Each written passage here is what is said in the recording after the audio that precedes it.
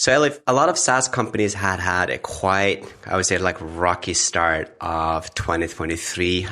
And even though like things have kind of started to, I think, pick up pace again for a lot of companies, it's been quite tough. And I don't think that, based on what you told me before, that you guys have been excluded from that trend. It was a pretty rocky start of the year, but you actually ended up having a really strong September. That was the last time we kind of had a good conversation about this episode. So it would be really interesting to hear about kind of how you approach that whole kind of, how to say, like turnaround, I guess, operation from having a really bad start to the year. What kind of actions and decisions that you took along the way there, and just sharing a bit of that journey up and until today. So how did that everything start, like in the beginning of the year? Maybe we should go back there. Yeah, so Oxide is a FinTech SaaS solution, and we're selling mainly to financial people, CFOs, controllers, and accounting agencies, personnel, sometimes CEOs or owners. But the main ICP is a CFO or an accounting agent. So and as you probably know, our best time of the year is not Q1, but actually the year before we had quite a good Q1. But I think in the beginning of this year, 2023, a very few people in that position was very trigger happy in buying new software or accruing new cost to the company, since the budget was so very uncertain times. So I think a lot of our core audience didn't want to make any type of purchases, and a lot of companies we saw also has already purchased a lot of software, and sometimes companies get really good benefits from them, and sometimes they do not. So I think it's a more difficult climate now than it was before. So we kind of felt that very early, and then a few months in, you kind of say it's going to turn now, and then after March, April, you're okay, it's not turning. Now we really need to kind of dig down and to understand why this is happening. So yeah, it was a very difficult start to the year for us as well. We're still growing, but not in those numbers that we had budgeted for. So that was a challenge. Yeah, I think I read something of people saying that the golden year of SaaS is over. 2023, things are going a bit back to normal in terms of not just having a tool for everything. Yeah, and so, I think it's also, the adoption rate within a company, no matter what kind of software solution, SaaS solution you buy, you need to make sure that people get onboarded to get the full value. So I think, and especially with our ICP, they kind of, were a bit more hesitant, I would say, in the beginning of the year. And then we saw that they really started purchasing again, starting from September. So what is your kind of go-to-market strategy there? Is it very kind of like sales-driven? Is it product-driven? Or how do you go about actually it's sales and partner-driven, I would say. So we go direct channels with both inbound and outbound. Inbound has an extremely high conversion rate on, and then we go through partners, because we partner up with accounting agencies and banks. But generally speaking, we have quite a transactional sales with over 1,300 direct customers, serving 15,000 organizational numbers in Sweden at the moment. Yeah, is Sweden, or I guess like with this kind of software, it's typically more like local a lot of the time. Right now it's Sweden, but let's see in the future. But right now it's just Sweden. Cool. So going back to the beginning of the year, like what was the first kind of things and signals that you saw that things was kind of slowing down? Was it kind of, people didn't sign up? Was it churn, or what was going on that made you get a little bit kind of worried? Yeah, no, I mean, I think all of our metrics kind of went down at the same time. You saw both that our incoming leads wasn't as high. We had more no-shows in the meetings. We also saw the conversion rate. We have quite high conversion rate in our meetings, to a second meeting and then convert from there. And we saw all of those numbers almost halving. So it was kind of a drop off in the whole cycle. So I think three things is what we started to do. So one thing is, of course, to really look at all of our processes when we, how we land the customers, to kind of look at that. And then, of course, to really see the data, to see what is happening right now. Why is this happening? To be able to get the basis and kind of really understand the situation. That's where we ended up being in Q2. And we also, during the same time, we made sure to really understand why our customers, the ones that were staying, why were they staying? So we're trying to really drill down into that. And that's why we did a lot of new, we were able to really work hard during the spring to be able to launch very good, nice features in the fall. And we also did a UI UX work that was launched in April as well. That, it doesn't really add ARR, but, you have to see that as a long-term investment. But that was, of course, quite difficult since there was no new launches for a very long period of time. But that was an investment that we needed to do. And then I think another change that we did then when we felt that it was a tougher climate was that the people in the management team that works with operations, like partner, sales, CS, and then also marketing and including me, we kind of, decided we clear our schedules and make sure that we put 75-80% of our time to things that will actually generate ARR, and kind of put those long-term strategic things on hold to make sure that we put the time where it needed to be put in and support the organization into this turnaround, so to speak. So you mentioned a few interesting things there, like you had some kind of new features and product launches, and you went into kind of, get stuff done and sales mode, I guess, a little bit. So that initial initiative there, like the new product launches and updates and things like that, was that something that was planned before, or was that an initiative that happened because of the changes you saw? Yeah, so it was actually two parts of that. The first part was that I did another project last fall, which I was very grateful for actually this year. So what we did is that we, together with a consultancy company, myself, our CMO and our COO, we actually called and interviewed over 120 CFOs that were not our customers. And what we did was kind of interview them within this space and trying to pin down what is your core problem, and what is the thing that you would appreciate the most? What kind of problems would you appreciate the most to get solved? And you had to rate those different statements to 1 to 5, and we only took the 5s and really understand what is your core problem as a CFO. And then, so from that was planned to really lay the foundations of our future product launches, to really make sure that we cannot have just something that is a nice to have. We need to have something that is a must have, that really solves your problem, something that would not get canceled if it's tougher times, probably the opposite even. So that was something that we did, that we really found some very good findings that are, instead of doing, the smorgasbord where you can use, we have this and this and this and this, and no, what is the core thing you need help with? And for our ICP, it was they really need help with reporting. They want to eliminate the risk for fault, and they want to find ability to save costs. So those were the key things, and there were things that we were, we kind of did it, but we didn't push it. And with reporting, we are really, really good. But on the other things, we wasn't really showing how our system helped them eliminate the risk for faults when using Excel or using something else. And we had a cost reduction analysis, but we haven't really put any real effort into that part of our software for the last years. So that was something that we really started pushing much harder, and then it kind of became much more comfortable in knowing what product we should launch first. So that was the first part. The second part was that we took the decision to, based on this, the outcome from this interview or this analysis, we also needed to kind of redefine who we were, to be able to communicate in a much more direct way, and also make sure that we kind of stand apart from the competition. So I wanted to bring a little bit more fun, a little bit more flair, and a little bit more something, you smile about. So we got the feedback saying that, you kind of treat your customers as they are boring people. And I think it was quite true. You work in the FinTech SaaS, and, it's just CFOs. No one want to be boring, I guess, even if they exactly. are. No one want to feel like they're boring. Exactly. Yeah. So then we kind of did this whole, we invested in another firm that helped us with strategically looking at who we are and what should our main message be. And then we kind of put some fun into that. So those two things, we did those investments. That was, of course, it took a lot of time and cost money. But after a while, we've never been as secure as we are of who we are, our identity as a company, and where we're going. So we did those two things.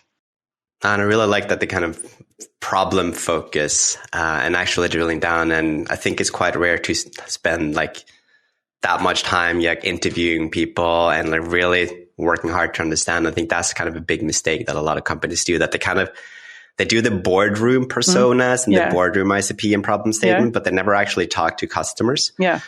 So actually doing that, I think it's super, super important, but it's a lot of work. It's a lot of work. And it was like during the fall, I was of course busy as I always am. And I was like, I don't want to do this. But then when you started talking to customers and they say you cannot outsource this because you need to hear it. You need to hear them describing their problems themselves. And no one can ask better questions than me, follow-up questions to really drill down to what the problem is. So yeah, it was taking a lot of time, but now after that project, it's been a very good investment for us as a company. Have it changed anything like long term, like for you in terms of like how you're approaching? Like, is this something that you're planning on kind of integrating more into some kind of ongoing thing, or? Yes, because we understood the main problems that our customers are having. What they need, what is the most urgent for them on top, and where it gets hit the most. Like if you're a CFO and go into a boardroom, you're not allowed to be wrong. Like you're the last person that should be wrong. Like a salesperson can be wrong, a CEO can be wrong, a CMO can, but a financial person. So that was a core thing to make sure that we can support you of, decreasing the risk that there is something fault in anywhere. We also need to support them in finding, ways for them to really save time in the boring things that they need to do to be able, so they can actually put more time on analysis and making decisions and making recommendations and coming and presenting to the board or the management team of things that can get changed or improved, but then that needs to be supported by good data. So that was the thing that we really understand. How can our system more support our ICPs and solve their highest rated problems, so to speak? Did you remove anything? Like, because I feel like a lot, you see a lot of tools, they're just adding more things all the time, even things like Slack and stuff like, oh, let's have a to-do list and let's have this and that. And in the end, it goes away from that super easy and intuitive tool to just a big thing with a lot of stuff that it adds on. So did you do that, or did you just add? I think I want to say that we removed something. We didn't really remove something. I actually took away one part that we're going to relaunch now in Q1 2024. Because I knew that we can do it much, much better. So I actually removed that part from our system. But yeah, so we have done 2 new product launches this fall that I was very proud of because they've been, I think, game changers. Hopefully will be game changers, quite early still. But we actually talked about it the other day in the boardroom that, when it comes to our core, why we are the best, those are the things that we need to make sure that we keep on being ahead of our competition. So we shouldn't just add more features. Instead, we need to make sure that why CFOs are choosing us. We need to make sure that they keep on choosing us for that specific reason. It's always more appealing to launch new things than to improve features that you already have. So we're actually going to do more of that now in Q1 as well. So, but yeah, this year we probably did more new things. Yeah, at some stage that's fine, but it's also interesting to hear what kind of prioritizations you made there. So another thing there, because when you had all those calls, did you do anything specific? Because it's really great you have the insight and information, but I think a big challenge as well is you gather that information. How do you kind of distribute that out to the product team, to sales, marketing, customer success, and making sure that all this information about their pain points that make people aligned around that? Because I think that's another thing that's really challenging and a lot of companies struggle with, is that kind of getting everything on the same page. So did you have any kind of strategies or things you did there to actually? I think, of course, it was quite an internal statement when I'm putting, I put almost 1.5 days a week just cold calling customers. I mean, of course, you can have an opinion that I should have put my time elsewhere, but I think that made a statement that we put this time to do this actually quite, not so fun work. But we did this to really understand our customers more, our ICP. And then on the other hand, when it was tougher now during the spring, we really made sure to listen to what our salespeople said about the inbounding leads that were there, or people that were, close to churning, or people that we were converting, what's happening, or why didn't we convert? Why aren't we converting? What can we do that? And then we're trying to not come with the solutions, but still try to see it as a team effort. What more can we do together to actually solve this? So kind of drill down and really listen to customers. And we joined a lot of sales calls during this period as well. So it was a lot more that we were listening to the customers ourselves, our current customer base, but we were also listening more to the people that actually talk to our customers or new potential customers every day, and trying to get them to come up with solutions as well, which was what we acted on as well. Yeah, no, because like that kind of, the frontline feedback. But I would say like what you mentioned there with like actually spending time talking to customers and like actually cold calling, I think it's quite cool. Like, because as you said, it's not like no one likes to, like maybe someone likes cold calling, but no one really likes it. No, it's very tough. I think everyone should try it once or like in their life. You know what, Andreas? It's actually an art form. Like in the beginning, I wasn't able to come through to anyone. And then a little bit more. And at the end, it's like your tone of voice changes and you know how to kind of act to get through. So at the end, I was getting through 85% of the time. So once you get a little bit better of it, once you kind of, it's practice like everything else, right? But that was a quite interesting thing because in the beginning, I was like, oh my God, what is this? Why am I doing this? And then after a while, it felt like, no problem. I can get through and talk to almost everyone. Yeah, no, I remember my first kind of HubSpot back in the days, and I like, I think it was mainly because my voice was shaking so much in my upline call. So it's like, so I think that was my big problem. So when my voice started to shake and I started to be able to actively listen to people and not just being afraid to be able to say something and not sound like an idiot, but actually focus more on the kind of, actually trying to understand the customer. And I think like that kind of initiative, like in any shape or form, like is trying to actually understand like what kind of problems are we solving for our customers and how can we make that person, I read somewhere, I don't know who said it, but like, you sell a career, not a tool or something like that. Because of course, how can you make this person shine internally and become better at their jobs? Yeah. And that's something like we are really positioning that a lot now. Is kind of like always thinking about that and always thinking about like the customer first to an annoying point. But I think like if you can really get into your customers' heads and doing different things there. And I think another thing you need to think about is that this person you're selling to is probably part of the management team, no matter what kind of software you're selling. And that person still needs to go to the CEO, if you're not selling directly to the CEO, and make a case why you should buy this. So you need to make those arguments very easy and crystal clear for the CEO to be like, of course, it's a no-brainer. Of course, we should buy this because it will save us time, money, more efficient. So I think that's one of the key things as well. You need to help who's ever going to convince the CEO why this is a good purchase or investment for the company in terms of money, but also time. Yeah, no, and like no one want to look stupid in the end. Like you position a tool and we are changing a financial tool here, and all of a sudden the numbers are wrong. So of course, I would imagine it's not something that you kind of just do for fun. Like you have a very specific problem that you need to have solved. So how do you pick you mentioned it was like 3 or like something like that, or like how do you kind of, like you mentioned the 5 out of 5 problems, like how do you go about to decide how many to focus on, and like what was the kind of process around that? Oh, I know it was a year ago. Yeah, but, no. I mean, it kind of was. Of course, it's an ongoing thing, and I think I kind of looked back on this year and I said it's been a tough year, but I've learned so much this year because once things are not going as well as you wanted to, you need to kind of you need to question everything you're doing and make sure you're actually doing it in an effective way. You cannot just say that. Of course, the business environment is tough. So, of course, that's some part of it, but it cannot be the whole truth. And people are still buying software, so you need to find them. And if you're solving a problem that's at top of the list for your ICP, you should be able to still sell and convert. But I think, as I said, it's the processes. We reviewed all the processes. We made sure to collect the right type of data and make sure to track that data accordingly. We stay true to what we think and know that our customers, people that are not our customers, and why our customers are actually staying, to invest in those features to make those better and launch new things.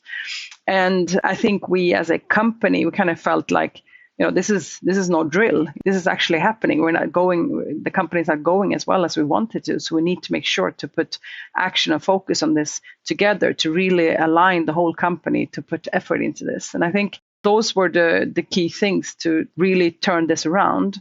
But also, I think it felt once the 3 people management team, including me, was putting much more time on things that were creating value in the near future. I think then that also kind of enforced that. And I think another thing that we did is that as a leader, I think your job is to create a balance. So when things are going really well, I don't need to, add some, more gasoline to the fire, because they're already, high on their own supply and very good at selling. So they don't need anything. So then I kind of need to take them down. But when it's a tough period, then you need to be more there. You need to support them. You need to show understanding. You need to listen to the problems. You need to show them, I cannot maybe solve this problem, but I can solve that problem, or let's do this together. Or if you cannot I know you want to make, 10 improvements to the product, but we can't. We don't have that bandwidth. You need to rate, give me 3. So it's about, kind of making, färre men värre, like to choose fewer things and really make those very, very good and track the progress. And then you can really see something happening as well. Like, how do you kind of then, like, because you mentioned there, like a lot of this is kind of still early phases, but how do you kind of work with the kind of assessing like the different new things that you launched? Like, how did they kind of resonate with, how are people using it? Like, is that automatic? Is it manual? Like, how do you kind of do that part? We did some investment also in our own way, the way we track how customers are moving, but we're still going to do continuous investment in that. But one thing that we did launch, because when we did this repositioning of our brands, it was also about how we want our brand to be perceived, or in 2024, 2025. So we need to start it with some type of campaign. And that campaign, we made that together with a launch of a generative AI launch add-on. So that was it was very well received. We did it in September, and it was a way where we generated all the text to a monthly, quarterly report, where we kind of sent in KPIs. We sent in the period to be compared with, and what type of industry the company is associated with. We didn't send any type of company information, but we sent this up, and back comes, this is the way your forecast has been moving according to last year. This is the gross margin, etc. So this was something that really added value to a lot of our customers to be able to see this in writing. It saved them time. It minimized risk for fault, because otherwise they sit and they kind of put in the numbers themselves manually. Here we did it totally automatically. So it's a very good feature for accounting agencies, for group companies that are sending a lot of reports to a lot of stakeholders. So that was a feature that we could talk about a lot. It got a lot of attention in the press, and it was something that was very, of course, it's a lot of fun to demonstrate a product when the text automatically become produced, and it's actually about your own numbers as a company. So that was something that kind of, it was a very good timing of a launch to be able to really solve the problems that we found when we interviewed the CFOs. And with our new UI UX, that was another part. And then we kind of did it together with a campaign where we said, we can save you time and minimize risk for fault where we're doing this financial reporting for you totally automatically. The numbers are there, and now the text is there automatically. So it was a very good combination into launching a feature that was solving the problem that our customers were having. Actually, and that was very successful. So yeah, no, I would imagine. I actually know that, like, I'm not a CFO, but like, I do know that function that you mentioned is like, I would love our financial tool to have that, but it's also quite a big barrier of change, isn't it? Because I've tried changing this kind of tool once, and we're just a small company, not very complex, but it kind of sucks. So how do you kind of, because we mentioned there a little bit with like helping the CFO, becoming the internal champion and like helping them kind of position and sell it. So maybe you can, like, as a final part here, like, share a bit on, how do you go about doing that? Like, because this would be something that is quite difficult. Maybe it isn't, but my sense is that it's not that easy to change it all the time. No, it's not. But again, I think once we talk to the customers and understand where you really get into the core, then we can communicate in that type of way. So we're actually talking about taking away things. We're taking away the way we communicate. We communicate much more clearer and much specific. And we're not trying to sell in everything we have. We're trying to sell in the thing that makes that probably 90% of the people are buying our product for. And then we add from there. So I think that was one part. And if talking about just the feature that we launched, the generative AI feature, it was so funny. I went to an accounting. I was first presenting it the same day at one of the big 5 accounting agencies. And they were like, oh my God, this is terrifying. This is really weird. Does the text have any type of value statement? And why do you come with recommendation? This is really dangerous. And then in the afternoon, I went to another accounting agency and the average age at that accounting agency is 28. And they work very they have no CEO. They work very, independent leadership, etc. So they're like 20 people presented there. And they're like, yeah, of course, this is, of course you should have this. Here we can save, 5-10 minutes per company per month. It's excellent. And I can just review it and make sure that, if I want to add something or take away something, then it's fine. Yeah, it's perfect. Let's go. So I think that feature was very well received. It's very well received across the board, I would say. But adoption rate will probably take longer time with some firms than other. Yeah. No, so basically what I'm hearing you saying is really focusing on the problem. Like what kind of problem are we trying to solve, and not trying to talk about 500 different things and have a demo where you just pitch all the cool stuff you're doing, but rather drilling into specific problems, show how you're solving that specific problem for them, and maybe having a little bit of the belts and whistles, but really daring to focus on fewer things, which is super scary. It is super scary. Yeah. It's like you can't have 20 focus. Like you can't have 20 key focuses for the year. You can have one. If not, you have a lot of stuff you're doing, but that's super scary. But I think we did both of when we did the interview, the CFOs, and then during the spring, we did this online survey in our system where we got very good response. And a few questions was why did you choose our product in the first place? And then we kind of rate, and you need to rate.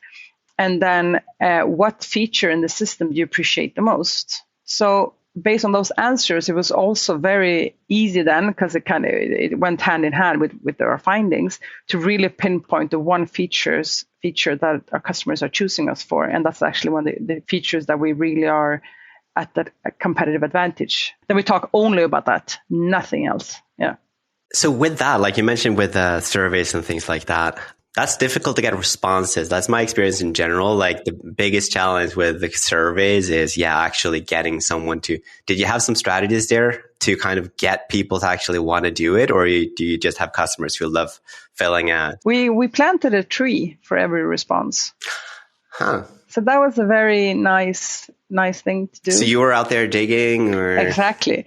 No, we partnered up with the company to do it. So I think it was a good thing. It takes a few minutes from the audience. And this is something that I said, what would make me respond to something like this?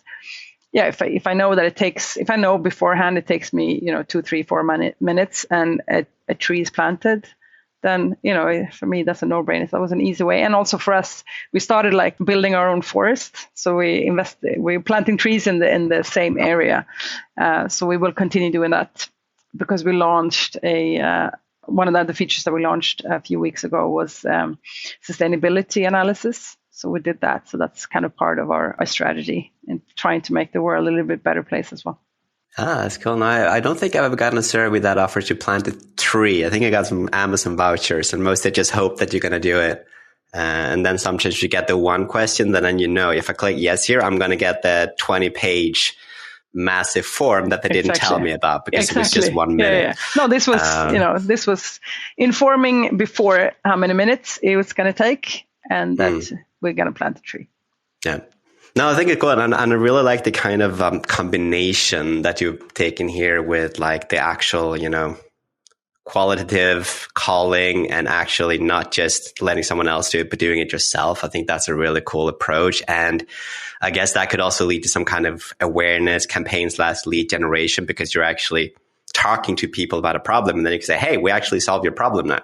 Exactly. And combining that with actual service and things like that. So you're just kind of trying to hit all the different points and just kind of aggregating that. I think that's a really good approach. And And even did you have that in mind, by the way, when you start with that outreach, that it was supposed to be a little bit of kind of lead gen as well? I guess that was partly. Yeah, I mean, of course, this consultancy business has done this before, and they say it's going to be, of course, it will be the basis for your future product development. And I think with our software, you can go so many different ways. And my job, I'm not doing that very very good all the time, but you get distracted and something else come, and the big partner wants this, and then you kind of start developing that, and you kind of need to make sure that you stay true to your core and why you're doing this. So it was very important for us to understand where we're going and how I want our software to look or to be at the end of 2025, 2026, and then this job needed to be done. So yeah, I'm really happy I did it, because it made me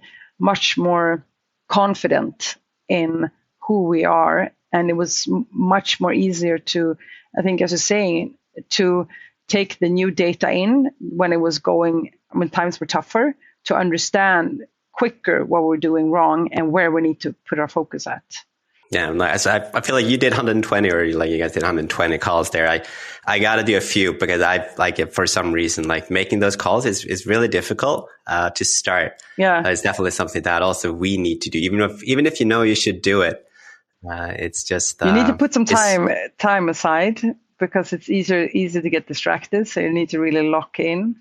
And another thing I did now during the fall is that I started asking our biggest customers out for lunch. So that's been very interesting for me as well, to have lunch with them. And I'm actually going to have a lunch next week with a customer that actually churned.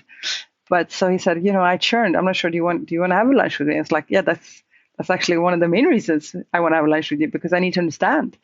If you left, why did you leave? What made you leave? And how can we address those issues, even though maybe you will not come back, or maybe you will. So taking that approach will make you move faster and probably increase the amount of correct decisions you make.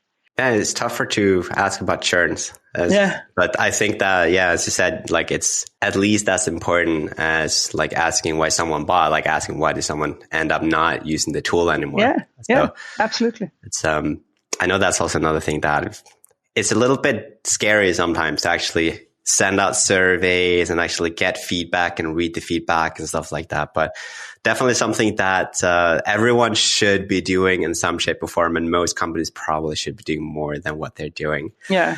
Anyway, let's actually just end with a little final question here. And then I think we're going to wrap up for today. It was a really interesting conversation here. I think we went a little bit different versus what we talked about before, but still, I think it was super interesting. So really appreciate that. So to wrap up the conversation, a bit more philosophical question. So if you could share kind of one key learning or insight that has really changed your perspective on business and or life. So one or both.